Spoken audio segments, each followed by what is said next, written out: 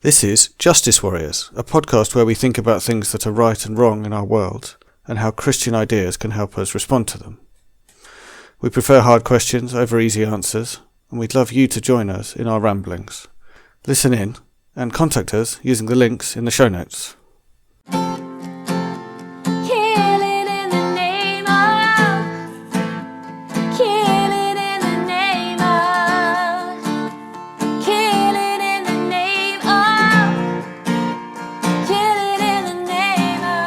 Hello and welcome to Justice Warriors episode 44. My name's Andy and as usual I'm joined by Leah. Say hi, Leah. Hi there. And Jörg. Say hi, Jörg. Hello. Hello, and a warning for you listener, we've just spent I don't know how long struggling to figure out how to do this episode and we have no clue, so we decided to just press record and see what happens. So yeah. It's a new low. The artificial premise for this episode is a very real problem that I have, which is that in a week and a bit I am leading prayers at church. I have to write prayers that take about 5 minutes, and that is going to be Easter Sunday, and normally my prayers are incredibly depressing about how awful everything is, and the world is extremely depressing right now, and the violence that's happening in Gaza and in Sudan, and the threat that's looming over Europe, which makes it like a threat of violence over Europeans, which is what we are, just makes this cloud of violence and potential violence and cycles of violence. And on Easter Sunday, my prayers should probably contain some hope and inspiration about the new life that is coming through the resurrection of Jesus. And I'm looking for some help from you, Leah and Jörg, because you're so cheery. You help me out to think of how I can bring hope, which I do believe in, I think. Why did your voice just go higher there? It's funny, when you say, no, I didn't do it. No, I definitely believe in it. So can we see any signs of hope? And especially with this cloud of violence, where is the hope? Given the violence of the cross, where is the hope? So I guess I want to ask, let's start with what are your worries, if that makes sense. Jörg, can you say anything under what are your worries? My worry is that I don't understand what to do with the resurrection. I've studied a lot about it. I think it's absolutely essential to the Christian faith. And it is a total riddle, as maybe we'll discover when we look into it. So, yeah, it's glad it's you doing the prayers, not me. It's a tremendous story, and we've talked about it in the last episode. I love its ghostly qualities. I think it's absolutely important that we don't reduce it to just a simple, here's Jesus and he's back again. And then he travels on earth for 40 days like any other of us, and then he goes into heaven. Because that's manifestly not what the Bible teaches. So there's a way of reducing the story of the resurrection to, and this comes out of the fundamentals and the fundamentalist movement, physical resurrection. It's the emphasis that this is not meant metaphorically, which I agree with, but it's also not simply physical. It's not a simple restoration of the Jesus body, as you would imagine when you're traumatized by somebody's death. They're just back. Yeah, that's not what happens. When we talked about heaven, we talked about that thing of whatever it is, it's not just stuff being like it is now. And so we have no real register for it, and yet it's supposed to give us hope. So, there's so much then to struggle with around this understanding, and that's the antidote to the violence of the cross. And if I may be allowed a second worry, I don't know. that links back to something that we said about the crucifixion. There's also a way of dealing with the resurrection that is just a sort of quick fix, because the real thing has happened on the cross.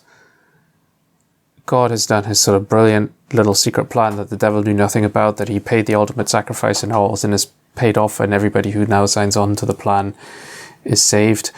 And in that story of the cross, the resurrection is just an add-on. Like, you kind of got to close of the story. You can't leave Jesus in the grave because that would look good. But like, actually, the whole thing, the sacrifice was the story.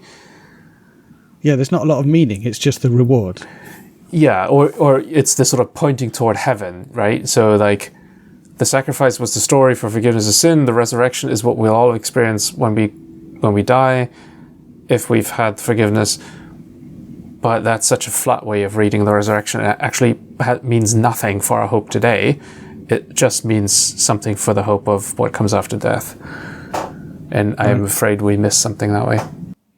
Leah, what are your worries? I was going to go back to Jörg's first point, Jörg's first worries. Does the hope have to be specific in order for it to be helpful? So I think my criticism is the same as yours often, Andy, that we talk about, we have this hope in Jesus, but we're very vague about what it is. But does that actually matter? Is it kind of enough to say that we have a hope that things are better than we think and that they will be better than we think, and that's kind of okay?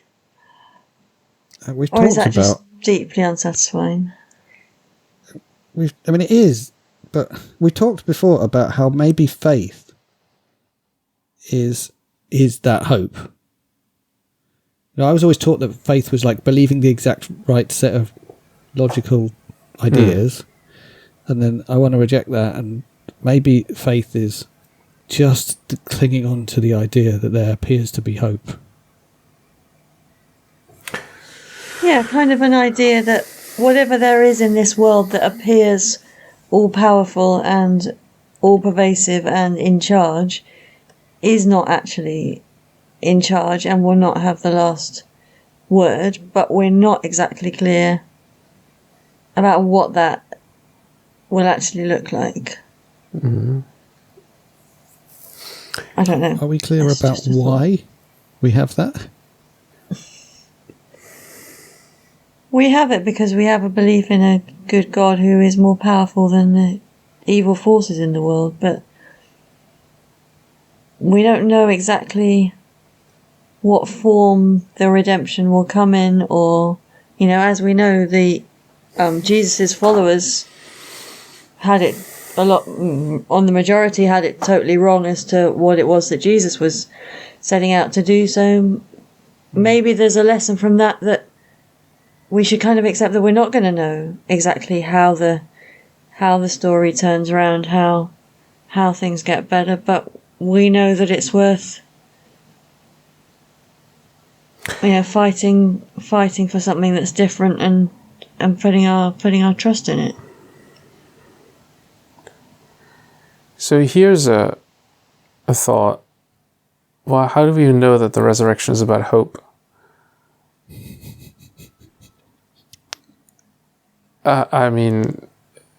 Can we even lay hold on it and turn it into a story, or is it not the complete unexpected thing? Because, listening to you, Leah,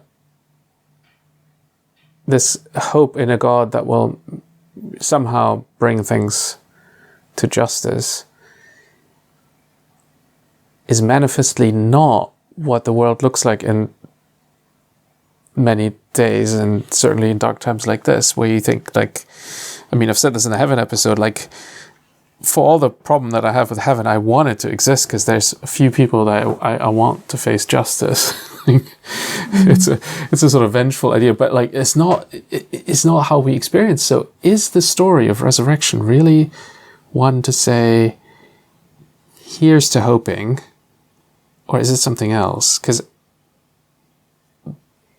the vocabulary used in the Bible, and certainly in sort of favorite version of it for me, is trembling, it's fear, it's confusion, bewilderment, not recognizing, it's total dislocation and trauma. There's almost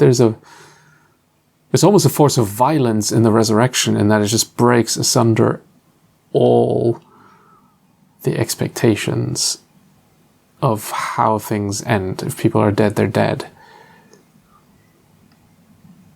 How can something coming back to life not be hopeful? Yeah, and also, like, it's like good winning, like, or at least not good not being crushed by evil. At least that. Mm. Have you ever had a dream when a deceased relative like comes back after, you know, like years, and they suddenly don't fit in? Like, no, that sort of. Have you? Yes, you've never had that. Like, no. Somebody is just suddenly back to life. I've had that dream. Okay, just me. All right, I need to go and find a therapist or something. Is this a relative you liked or a relative you didn't like? Complicated story. Why does this not surprise me? But no, just a sort of like, what are you doing here? Thought you were dead, is the sort of initial reaction. Like, wow, I think this would make an amazing short story. How are we doing, Andy, on the giving you hope for your prayers? It's going well, eh? All right. So, Leah, I want to ask you whether have you got any worries that you want to do, because we didn't get to that. Worried that my relatives are going to come back and haunt me and be all out of place. Well, exactly, haunting. I mean, this is where haunting comes from. Like, it's the dead out of place. Anyway. My worry is that, sorry, trying to be serious again. My worry is that I'm aware of all this violence, and I'm deeply troubled by it, and yet I experience almost none of it. So that the direct experience of my life is one of comfort and ease, and people generally, by and large, behaving in a way that is respectful towards me. And I have to say, I don't think I've really ever experienced violence that was, maybe a few small, like, idiots on the street or something, but that was actually directed at me. So kind of how qualified am I to talk about this, and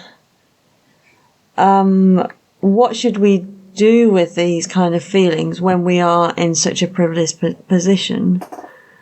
And I guess, as we were talking about before, I think it's really important to acknowledge that a lot of the way we live our lives has been made possible by other people experiencing violence, and how the centre of empire has a very good track record of pushing the violence out to the periphery. So we shouldn't assume, just because we haven't directly experienced violence, that we're not at all engaged or part of that system. And so that's kind of one worry. And the other is that because I haven't directly experienced violence, do I know anything of the story of how God can be a support and a real blessing in that, which I believe does happen for some people. So I see it only as a terrible thing, because I've never even experienced what can be something redemptive out of it. So yeah, I think it's important to acknowledge that. And how do I then tread that line of being concerned and troubled by it without just feeling meaninglessly guilty about it in a sort of white saviour-y, hand-wringing kind of a way? Yeah, and you mentioned earlier the Hunger Games, which is obviously like a very cartoonish picture, but the in the Hunger Games films there is this place called the Capitol, which is peaceful and happy and prosperous, and it exists through imposing violence on the other districts, but that's invisible to the citizens in the capital.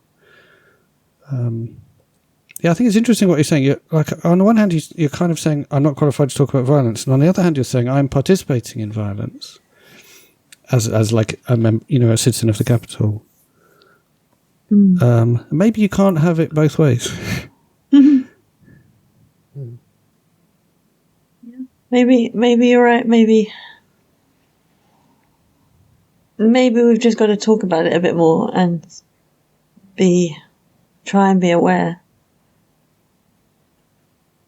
Because I think it's a function of privilege that we are not aware of power and of violence. You listen to anyone who's lived a life of ease, and they don't recognise that some people are just not able to live a life like them because they are powerless and in positions where people are violent towards them. They just, you get that line that, everyone just needs to pull themselves up by their bootstraps and get on with it, and that's only a tenable line if you've never experienced what it's like to be powerless yeah. But there's another line as well, which is, everyone should just be nice to each other, which is also possibly not tenable. Justify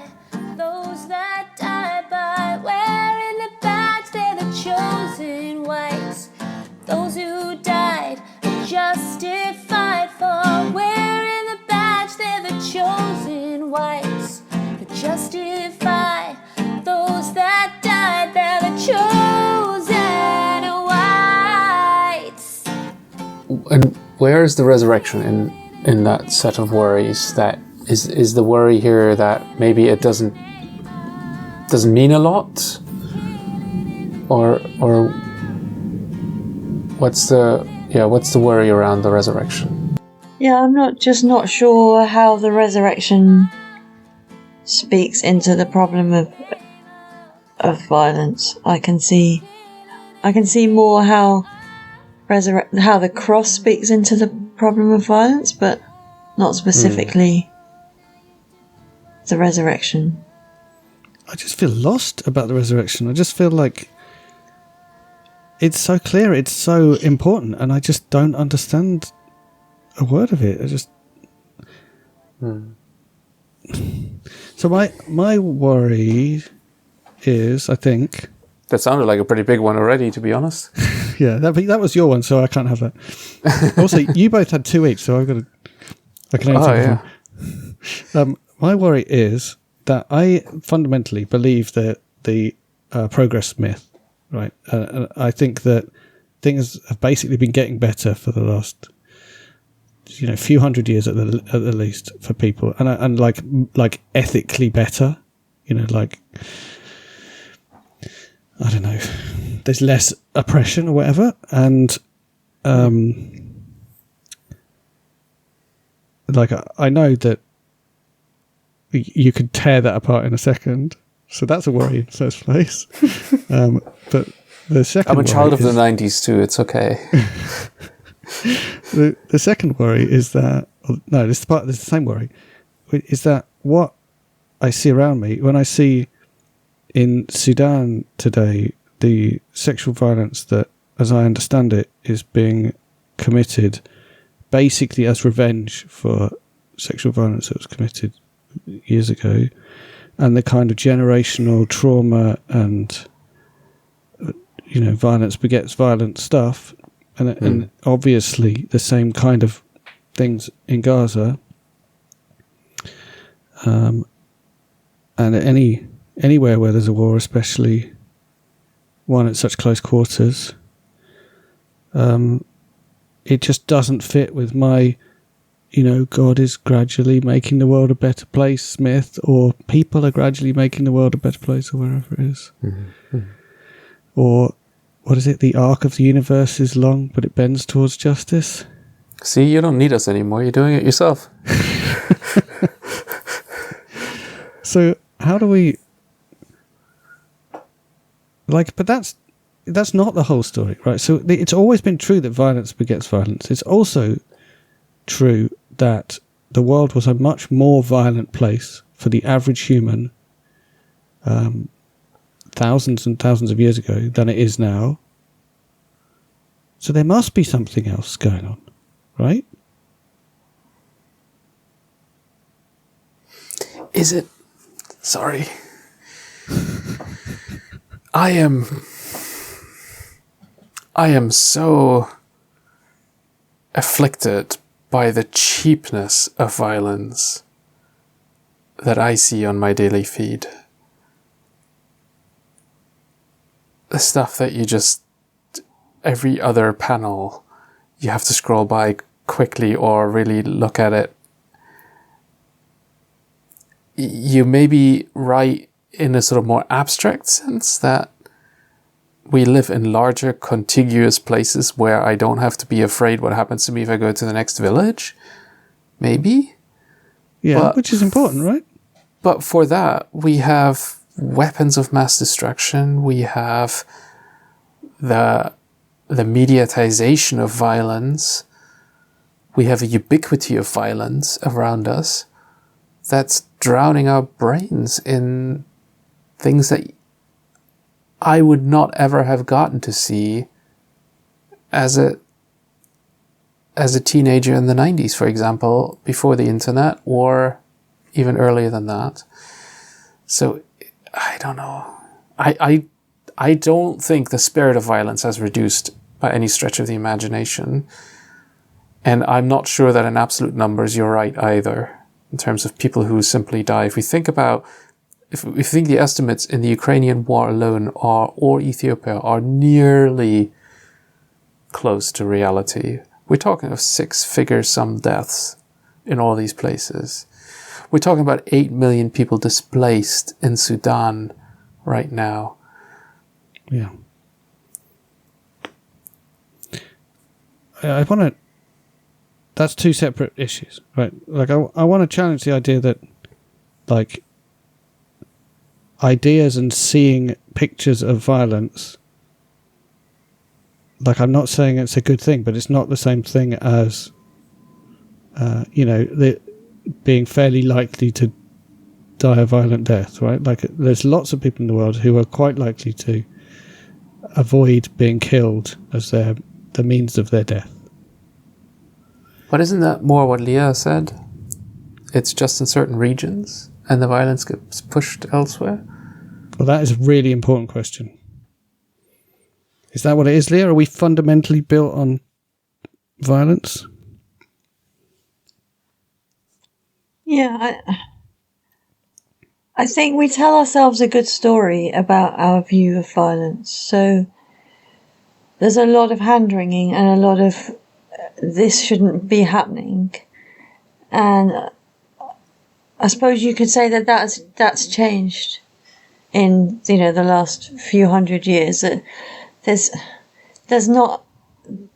an acceptance in sort of general Western discourse, I suppose, that lots of people dying in wars and lots of people being killed is most definitely a wrong thing. But yet we still seem to keep letting it happen elsewhere, and we find a way to distance ourselves from it in the way that, like the Americans and the British have put troops on the ground in various places and lost people, but populations now have a very, very, very low view of letting that happen again. So I think it's hard to avoid the feeling that Western white lives are more sacrosanct than brown non-Western lives. Even though we don't kind of quite allow ourselves to admit that. And it's not even as if this is because of what white nations are doing these days. I mean, like, think of Libya, think of Syria, think of all the difficult conversations there about intervention. Yemen. How do you bring Haiti? That's where that conversation happens perennially.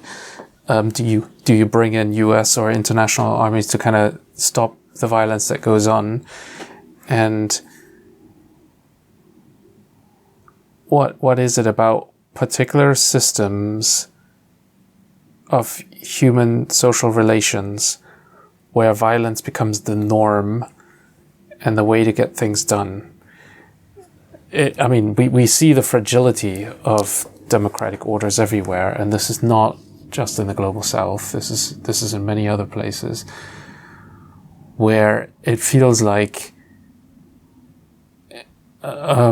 just a couple of economic clicks away from, look, it's every man fend for himself here. And then, police collapses, gets brought into the local violence. Kidnapping ensues. I mean, this is the story of Ethiopia over the last 5 years, right? That taxi drivers are now no longer leaving Addis Ababa because it's just gotten too dangerous to go anywhere, because it's everyone for himself is just kidnapped. Or just think of the Nigerian school kidnapping just this week.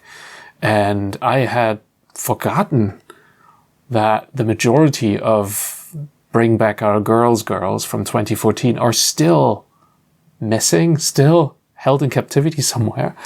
Like, this sort of breakdown of order, how quickly that happens in all of human society when there just doesn't seem to be enough to go around, or people start second guessing each other's motives. It's staggering.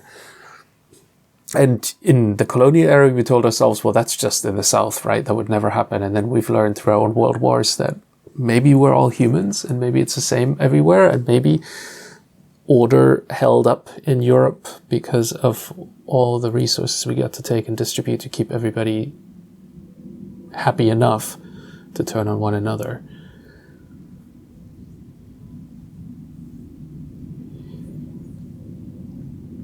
So hope then. The end. Yeah, which is dismal, right? Which is dismal. But I worry that the church isn't doing enough to encourage Christians to think about what we would do when we're faced in an every man for ourselves kind of situation. Like, what does a Christian do in Gaza when the food truck turns up that you haven't seen for weeks? Mm-hmm. What's the Christian response there when your family are starving and you're the one sent out to go and get the food? And you see your wife's disappointed look in your head if you come back empty-handed yet again. And we play at this all the time. Like, we consume media where we're asked to make those decisions, like I do, like especially The Walking Dead, right? Like, the whole point of The Walking Dead is putting people in situations like that and asking, what would you do? And you face the average Christian with, the chance that their kid might not get quite as well educated as they could be, and what do we do? Move house, yeah. Not this neighborhood, right? I mean, we all make those in the small scale. We make those kind of decisions all the time. If 2 jobs are on the line, whatever, that laying down your own is not what all of us manage to achieve, for good reason.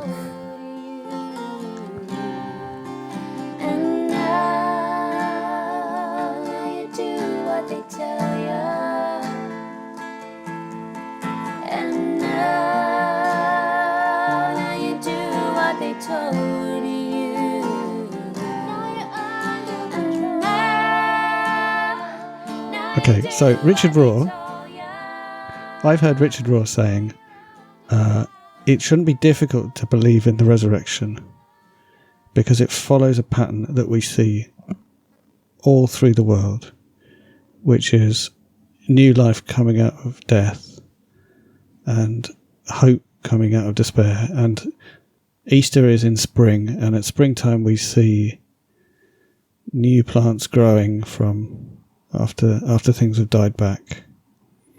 And this is a pattern of the world. The resurrection is built in to our life. So I'm hearing the Lion King in my head, the circle of life or something. Well, there is a sense of a circle of it, isn't it? Because if we joked about being children of the 90s. If we were recording this in the late 90s, we would say, well, look, apartheid has gone and the Iron Curtain has come down, and this is a time of hope, and some things that did seem unmovable. There's the internet that will democratize information. Yeah, the global village. The global village. I don't know. I'm not talking about things that might have happened might be happening, about to happen in the future that might be better. They were genuinely situations that seemed like they were going to go on forever. Yeah, and the rules-based global order. They came to an end. And bad things, not good things. Bad things that seemed like they were going to go on to forever, and they came to an end, and they came to an end because of good things, like countries working together at the UN. That's what you're saying. So it's not that it's always and ever hopeless. It's that what do we do in the times when it seems hopeless, and how can we hold on to the hope to the extent that it causes us to behave in ways that doesn't just push ourselves and our families forward, because we're part of something bigger and we have faith in that. So are we saying then, with Richard Rohr, the disciples were just a bit foolish, bit of a theme? They just didn't know that spring comes after winter. They should have known the resurrection. There shouldn't be a surprise here. A new life comes from this. I mean, is this really the story of the resurrection? This kind of...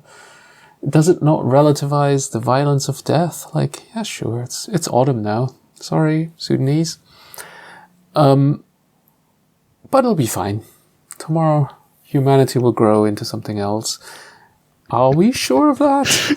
Oh, man. I mean, weapons of mass destruction it's a left good thing alone. I'm on the ground floor.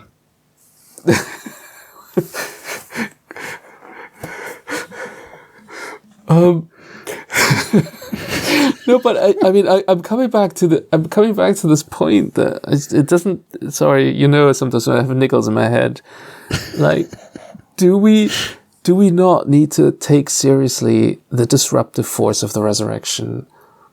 That right. It's not just something that happens all the time. It's something weird. Yes. Well, and even more so, like, it's something that should put us into trembling, that we shouldn't expect. That's not just a weak hope. That is something that comes toward us that we didn't put there, that we didn't anticipate, that upends all values, that horrifies some of us. Like, imagine you were the Roman soldier who put Jesus to death, and you hear that he was alive. Like, you'd be like, wait, lock the door, honey. Like, being haunted. He's coming for me. Right. He's coming for me. This sort of like, come on, let's be honest. Like, do we seriously expect those kinds of things to happen? And if they do, don't they just challenge us to the core and make us tremble? Like, what on earth is going on? And I mean, that's where some of the resurrection stories end, including Mark 16, in such a scandalous way that then, when it ends in verse 8, by saying that the women who just saw the angels talking to them that Jesus was raised from the dead, they didn't see him. Trembling and bewildered, the women went out and fled from the tomb. They said nothing to anyone because they were afraid. And I mean, that's the theme of first encounters with Jesus all the time. Like bewilderment, doubt, being scared. And I'm afraid that if we turn the resurrection into this little, like, spring comes after fall, after autumn and winter, or tomorrow will be a better day, let's have hope, humanity isn't given up yet, there is still progress. We are not in the resurrection space. There's something else going on here. And if I can't be surprised by it, I haven't gotten it. Sorry. Niggle needed to come out. No, it's really important because it is totally different. Leah, where are you? Are you confused? I'm just confused.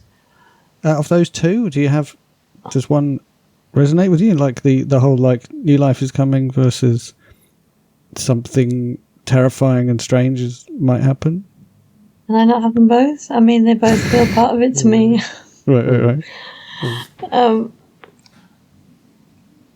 Yeah, I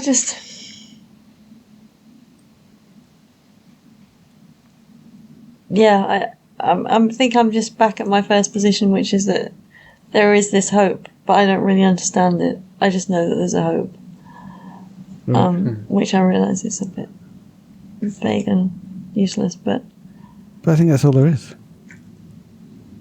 Well, that's all. That's what all I have. I'm kind of in that space that I'd rather live believing in a beautiful story and possibly die believing in a beautiful story than live just prosaically and matter of fact, and it's all meaningless. Even if they both fit the facts. What's that bit at the end of The Life of Pi, that book, where potentially the guy, invented this weird and fanciful story about being shipwrecked with a orangutan and a Bengal tiger, or something really dull happened. Yeah, I'm sure it's been out for a long time. You've either read the book or seen the film, or you're never going to by now. But so he starts the story with, "This is a story about belief in God," doesn't he? And I'm with that to a point, but then I come to the point where I say, well, actually, I've never been in that position where I have to choose to believe that story in a way that puts myself and my family in danger. And maybe at that point, that's when the rubber hits the road, isn't it? And that's the point where I might go, actually, stuff it. Everything's meaningless. I'm just going to fight for my own family. But right now, sitting in the comfort of my, comfortable house in Egham, I'm quite happy to want to believe a beautiful story that makes life more meaningful and more hopeful and ultimately more beautiful. And I think what I'm pushing for or searching for is a stronger version of that, through saying, can we find ways of embracing the tremendous, the terrifying power of the resurrection idea that upends? Like, is there a way of being surprised by the good in the world and not just saying, haha, I told you so, there's hope, but actually just in such a massive way that you're like, how is this possible? Like, I'm going to need to make sense of this. I've just seen the senseless murder of the most innocent, beautiful Son of God. And now he's somehow back. Like, it just doesn't click yet. Like, I want to be joyous, but I don't understand. I'm terrified by it. So like, that's what I'm going for. I'm not going for hopelessness, but I'm like, how do we find that resurrection power where it's not just saying, let me pick that story over the pessimistic one, but that story came toward me. That story picked me. Like, I didn't look for it. I was gonna bathe the cold body in oil. We were singing sad songs. We were crying. We were afraid of being faced with the body and finishing the burial rites. I haven't slept for 3 days. I see the blood in my head of what I've just witnessed. And then it all falls apart because the story ends so completely differently. And is there a way of harnessing that without being just bonkers? I mean, like, first, I want to claim, Leah, that your life isn't meaningless. You don't have to earn a certain amount of humanity through suffering, and you don't have, your suffering is not invalid. What you have gone through in your life, we get to be people too, right? And so I don't want you to say you have nothing to say or you haven't made any real choices. I don't believe that.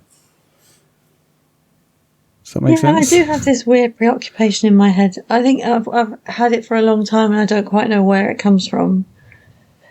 I still wonder what I would actually do when faced with an actual... as I say, I play it through in my head and I don't know why. When I actually had the choice, and I do worry, it's always been a worry that I've had that I would just choose the easy road. And it's a bit of an indulgence that I kind of think it through. I don't even know why. But it's kind of just this weird thing that's always been a bit with me. Here's a book or film tip for you. Silence, Shusaku Endo. Have we talked about this? Say that again? No? Silence by Shusaku Endo. It's a Scorsese film as well. Okay. That's a good one. For exactly that. So I won't give any... Catholic missionary Japan, 17th century persecution, faced with exactly this question, and beautiful, really, really interesting twist at the end. Okay, all right. Oh, maybe I should watch that. Will it kind of make my problem worse or better? Oh, that'd be spoilers. But not worse. I still think, Leah, I don't think you can just say, none of the choices in my life have mattered. That's... No, I know it's weird. I just have this... I'm just trying to explain. I have this weird fetishization of a moment of... I think it was because I understand that. I think I was brought up on all these crazy Christian stories about, people who really did the thing when it mattered, and maybe that's just embedded itself a bit deeply in my brain. But I do worry about this. It's almost like another in myself. I'm not. It's not aimed at you, Leah. But there's another aspect of the kind of white savior thing is, waking up to the world as it really is, and how all of my privilege is built on violence, and then somehow invalidating my life. It's not a proper life because I haven't been tested in a certain way or something like that. And I want to resist that because I want a life of peace and safety for everyone. And so I can't say that's not a valid life. Right? That's the life I want for everyone. And it does include real choices and stuff as well. And it's important. And under oppressive systems, there are no easy choices to make. Everybody's got a price in the end. Mm-hmm. How far are you going to push it? This is the story of the early church and the way they then had to find ways to reintegrate the people who didn't get martyred, but actually did bow down to the Roman gods. There's a huge debate what you do with a lapsee if they were allowed to return to the faith. By the way, also an important topic in Silence. Again, recommendation there. And the political choices from the little I've seen in East Germany and from what I'm sort of reading and writing about now, they weren't as pure as the stories. The martyred, beautiful Church of the Underground, that's a narrative that emerges in a selective reading afterwards and is used for moral authority and high ground. Yes, those spaces existed, but in the very moment, you're not sure if the person next to you is a spy. This idea that there is a sort of unadulterated, pure place for Christians who've sacrificed it all, those are important stories to survive, but I'm not sure how realistic they are.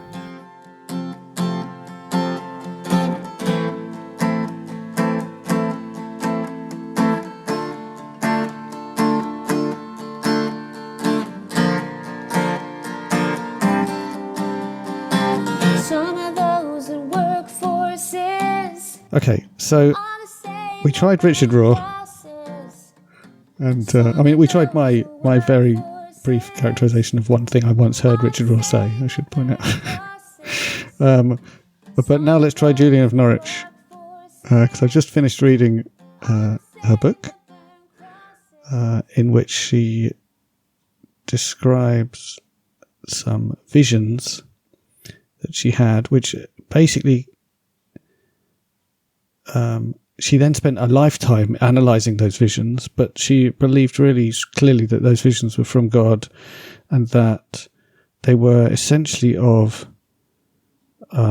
total love and acceptance of her and of all who will be saved, is the phrase that she uses, and also of like the universe, including, like, it's worth knowing about her that she was around when plague was absolutely ravaging England, and it's almost certain that she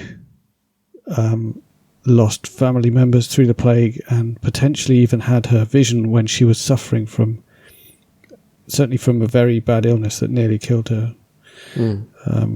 So she knew suffering and stuff like that, but she saw this vision of this total love and acceptance, and the idea that everything would be somehow fixed. And I think she saw it in the future rather than now. And she said that the really famous phrase from her is, all shall be well, and all manner of things shall be well. And there's a sense through some of her writing that that is true now, but also that things will be kind of put back together in the future. Do we buy any of that?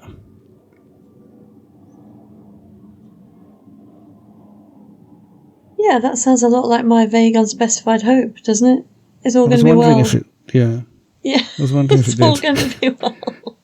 And some of it's actually more okay now than we might think. There's still, amazing acts of love, and if you were living in one of those places that we've mentioned, you would have stories of horror, but you would also have stories of people who given themselves for their neighbours, and generosity and sharing and all those kind of things, because those things go on as well. So that fits in a vague, but it fits. But the thing I struggle with is the unconditional love and acceptance, because what do you then do with the problem of evil? Yeah, I mean, she says that sin barely exists. God doesn't really see it. It's hardly there. It's a lack. It's not a thing in itself. And it's just sort of unimportant in the presence of God.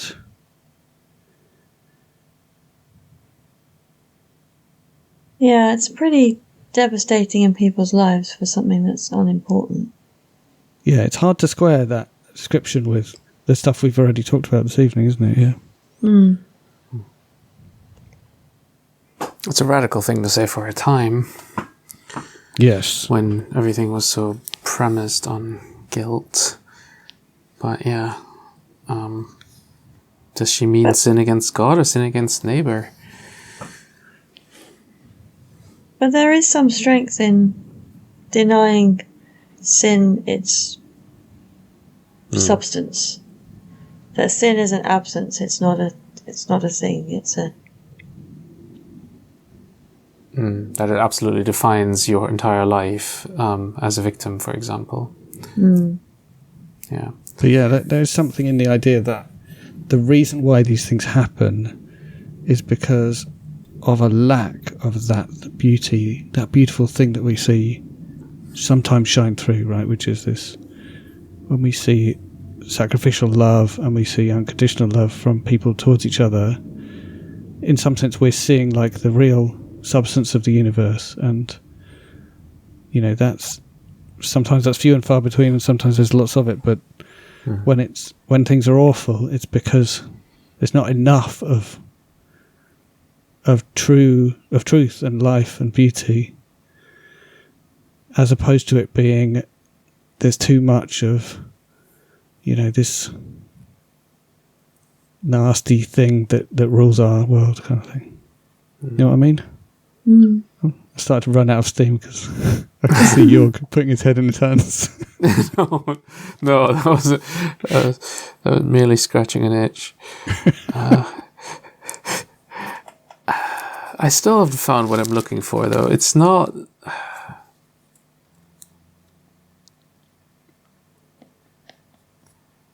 This still feels like we're just taking opium, as Marx would say. Right. As in, things are terrible. There's no hope, but we cling to this "all shall be well" thing because it makes us feel better. It saves us having to bother to organise a revolution. Is that it? Possibly that too. Yes, because I mean, I was thinking again, coming back to the disruptive quality of it, like. If I do think about my life being implicated in the violence of the world in such a way that I'm in the privileged position where I not only shrug my shoulders, but I feel justified in doing so because what can I do anyway? Right? Whoa, like what would that look like to imagine a disruptive resurrection power that completely upended that entanglement, that perverse entanglement? That nullified it. But can't this hope be inspiration for that kind of disruptive behaviour? You know, can't the example of Jesus, like just refusing the oppressor with total non-violence, like, can't that be an inspiration? Sure, but that's still the story of the cross. I don't think it is. I think it's the story of that truth beauty thing shining through, and that being the real world, and sin being this lack of that goodness.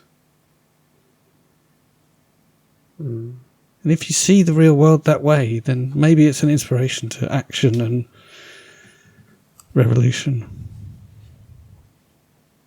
Maybe the point is the cross, and the resurrection is an inevitable next step.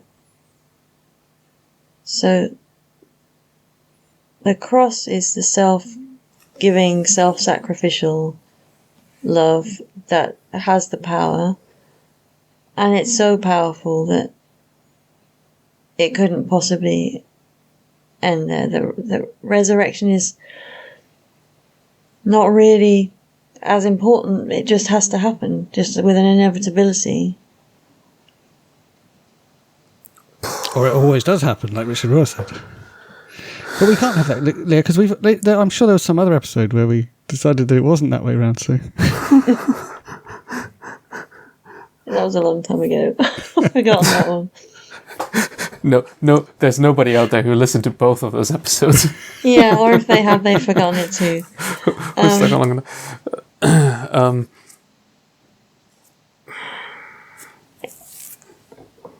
It's like the... Yeah, I don't know. That's just a random thought. That there's such power in self-sacrificial love. That it cannot be contained. That it cannot be the end of the story. That it's just too powerful. That's like the C.S. Lewis line, right? There's a deep magic. Yeah. It's C.S. Lewis, it's Harry Potter, it's, it's the whole... It's the whole kid All of Christian civilization. Is it it's that? What, sorry? All of Christian civilization. Yeah. Is it that human power is in the cross and the actual God that actually exists, that power, like you said, Jörg, is coming towards us, that is in resurrection. And that's why we're finding it hard, because, who believes in God these days? The vicar.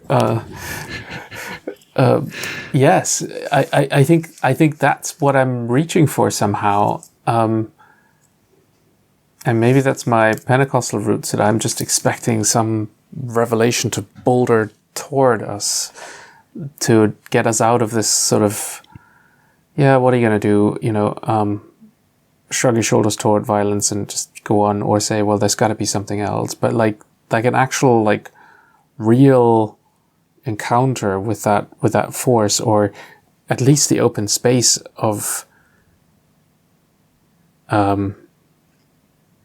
maybe we're not gonna turn climate change around, but there is always that chance that something that we don't understand yet will come toward us and bridge that missing gap. And that's what encourages us to not repay violence with violence. That outside chance that by not doing that, by giving ourselves sacrificially in a situation rather than responding violently, we leave the space for that act of God to come towards us. And sometimes it will, dramatically, and a lot of times it won't. Yeah, and the same with climate change. You keep doing what you can because there is that gap of weird hope in your heart that maybe there's such a thing as the resurrection. Maybe there is such a thing as the unexpected turnaround. I mean, goodness, no, I don't know. I mean, half of American movies are based on that premise, isn't it? That when everything looks bleak, that one switch, gets flung that nobody expects, or that that one person you've teed off in an early episode comes to your rescue, or something like that. I mean, it's also very silly just because it's ubiquitous and popular doesn't make it wrong. But I think I sometimes think about the idea of riches in heaven in this way. Like, let me finish. In order to give your life for something, there needs to be a trust that there is value in what you're doing. Maybe not that it will definitely succeed or anything like that, but that you're giving it for something. Yeah. And so if there's this idea that there is this actual God who's actually part of the thing you're doing, then it's worth making that sacrifice, like you were saying, Leah, because it's getting banked in, like, the riches in heaven bank. It's not just being thrown away onto a fire kind of thing. Do you see what I mean? Absolutely. Yeah, I find that interesting in the New Testament, in the Gospels particularly, that Jesus is very repetitive about this kind of setting out this kind of quid pro quo, this bargain, and it kind of feels a bit weird, but maybe it's just very human that we need that. It's said a lot, don't store up riches here, store up riches in heaven. It doesn't say don't store up riches because riches are a bad thing and you shouldn't be putting your trust in them. It says don't put them here, put them somewhere, somewhere else. So, but it's a lot. It's not just that, as you say. It comes up over and over again in the Gospels that there is this kind of bargain, this quid pro quo, which doesn't feel very Christian. It feels like we should be able to go, it's not about the riches, I'm just doing this because it's the right thing to do. I think the emphasis that I'm trying to get at, though, is that the riches aren't necessarily for you. Like, you don't get them when you go to heaven. It's just that your sacrifice is not pointless, right? That it goes towards something useful. So I agree, though, there is also that kind of quid pro quo feel to a lot of it. But maybe it's both. All right, so I think I've got, unfortunately, I've already said this in a prayer before, and I think I'm just going to have to say it again. I think I need to say something along the lines of, maybe, just maybe, there is an actual God. And that's how, and I've literally said words like that in prayers before, and somehow I haven't been kicked off the prayer team. I think everyone thought I was kind of using a rhetorical device, but I wasn't. It came from the heart. But yeah, so that feels to me like that's like the foundation stone for the prayer. Yeah. The point is, there might be like a magical saviour who loves us.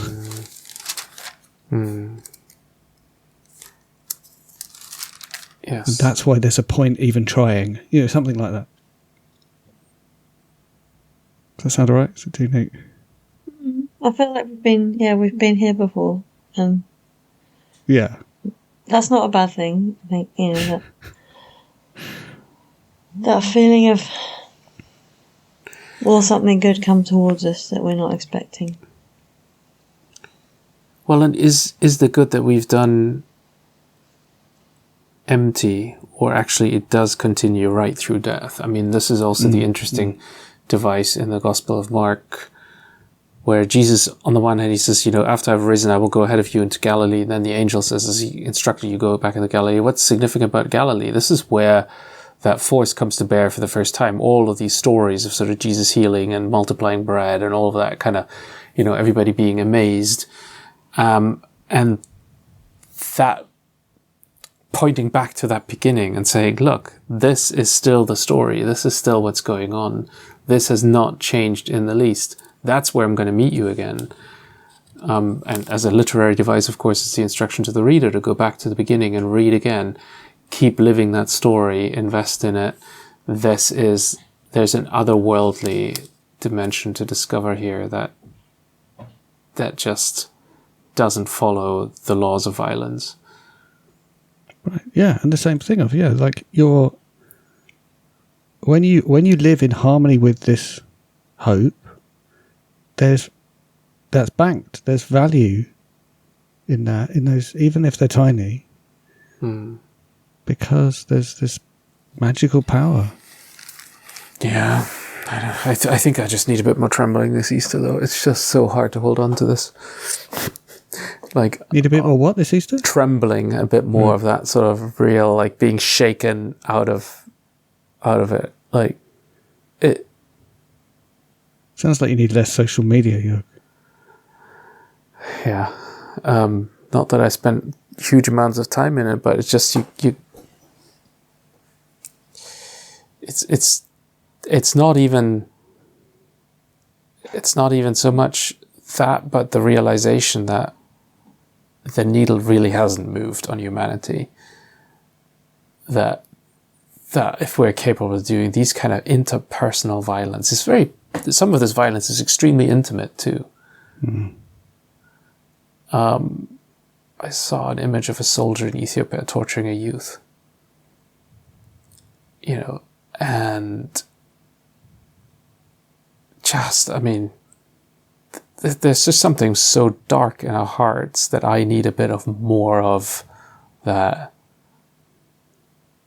No, there's another reality here that you're just not seeing. Hope. And I don't know, that's an Easter prayer for me, Andy. Yeah. All right. We normally have a reading or something at the end. I think if it's all right with you, I might just pray something. I know it's a bit off-piste. Is that all right? Go for it. Okay. God, I wish and hope that you are real and that you have an effect on our lives. And I want you to fix all of the things we talked about. And I want to be part of hope coming towards us humans, even though that fills me with terror. That's my prayer.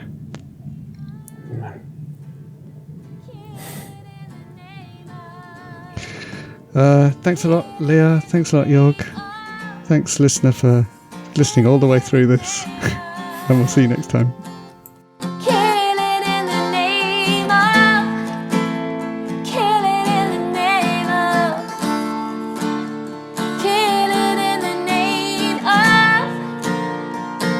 been listening to Justice Warriors. You can subscribe wherever you get your podcasts, and you can also follow us on social media by searching for Justice Warriors, where warrior is spelt like someone who worries about things. If you enjoyed this episode, please subscribe and leave us a rating, since that helps other people find us. Also, please tell your friends about us in real life. We'd love to hear from you. To get in touch, use the email address in the show notes or contact us via the social media links. Thanks for listening.